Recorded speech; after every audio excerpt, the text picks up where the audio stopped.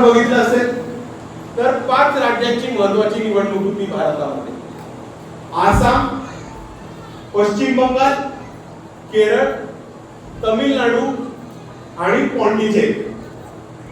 आणि आजचा जर निकाल आपण बघितला असेल तर आजच्या निकालाला आपल्याला एक गोष्ट प्रामुख्याने दिसते की काँग्रेस ही भाजपची बी टीम म्हणून काम करते आणि भाजप जर जिंकते तर फक्त आणि फक्त काँग्रेस त्यांचं संरक्षण करते आणि पाठलाग करते.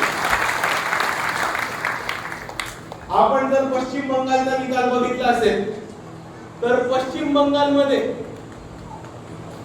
ममता बॅनर्जी गेले 25 वर्ष सत्तेमध्ये होते. तृणमूल काँग्रेस हे 25 वर्ष सत्तेमध्ये होते. मागच्या लोकसभेपासून काँग्रेसने तिकडे पाया रुजवण्याचा प्रयत्न केला. भारत जोडो यात्रेमध्ये राहुल गांधींनी तिकडे मोठ्या प्रमाणामध्ये पदयात्रा सुद्धा केली होती.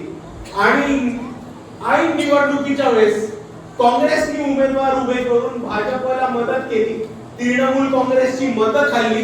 तृणमूल काँग्रेसची मतं खाऊन भाजपला ज्या राज्यामध्ये आतापर्यंत भाजपचा 1 किंवा 2 खासदार पण नव्हते निवडून येत त्या राज्यामध्ये काँग्रेसनी भाजपची सत्ता स्थापन करायला मदत केली. आणि म्हणून मी म्हणतो की काँग्रेस ही भाजपची विटी.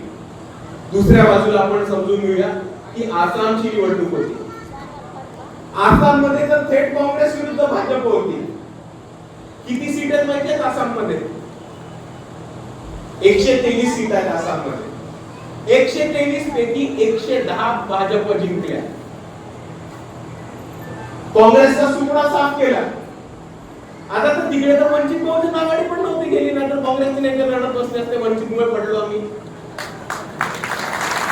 ज्या राज्यामध्ये वंचित जात नाही 123 सीटांपैकी 110 सीटा हारता तुम्ही. तुम्ही म्हणता नरेंद्र मोदी आणि भाजपला रोखू शकणार? गौरव गोगोई म्हणून त्यांचा मुख्यमंत्री पदाचा उमेदवार होता. तरुण गोगोईचा चिरंजीव, माजी मुख्यमंत्रीचा चिरंजीव.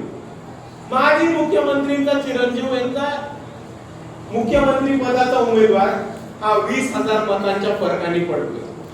ही परिस्थिती आज काँग्रेसची.